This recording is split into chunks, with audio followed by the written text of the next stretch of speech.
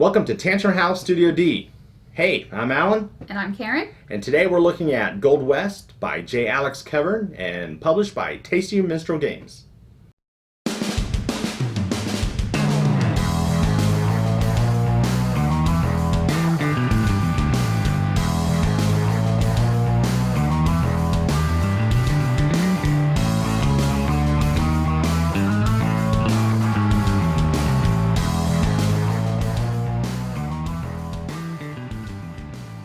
Gold West is a Western theme, camp building, prospecting, economic, and area control game.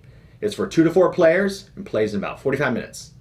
The object of the game is to collect and manage your resources while building your mining empire. At the end, the person with the most points wins. The components for this game include a modular game board, mining tokens, wooden resource pieces, investment cards, bonus tiles, and player mats and colored tokens for up to 4 players. The game sets up fairly easily. Shuffle the terrain tiles and put them into the game board frame. The mining tokens are then placed resource side down on their corresponding icons. The resource pieces will be placed nearby. Randomly select 4 Boomtown offices and configure them however you'd like in the game board itself. Lay out 8 of the investment cards and the investment and shipment bonus tokens. Give each person a player board, camp pieces, and influence tokens. Each player's stagecoaches are placed on the shipment track, and the miners are placed on the scoring track. Now you're ready to play. On a player's turn, there are 3 main phases. Activate your supply track, use any metals, and then build or loot. First, to activate your supply track, you will empty 1 bin of all of its resources. You will then move up your supply track, depositing 1 resource in each bin as you pass.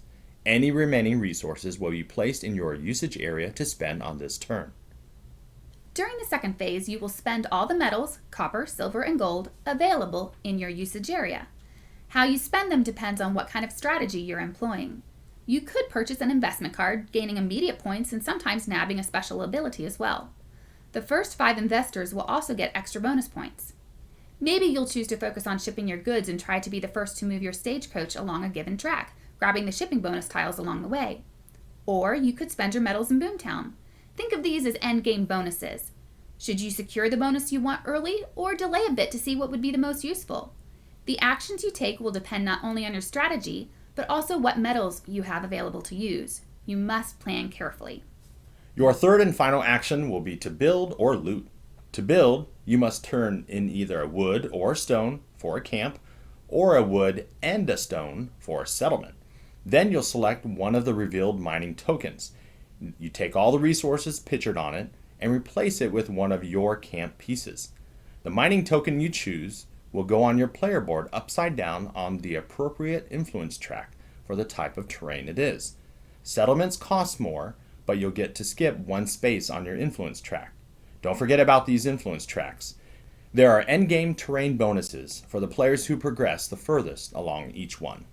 But what happens if you get to this phase and you don't have any wood or stone in your usage area? You're not completely out of luck. You'll just have to loot. Simply place one of your camp pieces in the wanted area of the board, immediately lose 1 point, and then select a mining token. You'll get the resources pictured, but that hex will remain empty and you will not get to place the token on your influence track. Sometimes you may have to loot, but be careful. There can be additional penalties at the end of the game for looters. To finish the building and looting phase of the game, you'll flip any mining tokens immediately adjacent to the one you just selected. They are now available to build on. Take all the resources you've acquired and place them in one of the bins on your supply track. Depending on where you place your resources, you may earn more immediate points. The game ends once each player has placed all his camp pieces on the board. Everyone will get 1 last turn, skipping the building and looting phase, and then it's time to calculate those endgame bonuses and see who's earned the most points.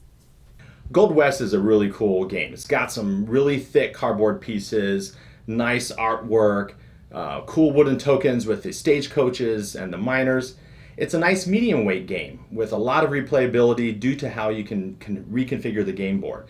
And it's not heavily luck based either. In fact, you can't plan your moves too far in advance because, especially in a 4-player game, somebody will make a move in the game that will cause your plans to go awry. I really like it. The theme fits. There are a variety of strategies that you can try, depending, of course, on how the board is set up or what Boomtown offices for endgame bonuses you're using. And while you do have to manage your resources, and that takes some thinking, it's not brain taxing. It's a great game when you want to play something with a little bit more strategy, but you don't want something overly complicated. We've played a few games, 2 and 4 player games, and different ways of playing provides a couple different challenges. They also provide different experiences. When the two of us were just playing together, we could plan ahead a little bit more. We were able to be a little bit more thoughtful and maybe a little less conversational. Don't get me wrong, we had a lot of fun, but when we played with 4 people, you really can't plan ahead as much as you were saying before. And as a result, there's a lot more relaxed socializing going on between turns. With its strong Eurogaming mechanics, it is a lot of fun to play. So if you're looking for a game with some good strategic gameplay, grab your cowboy boots and pick up a copy of Gold West today.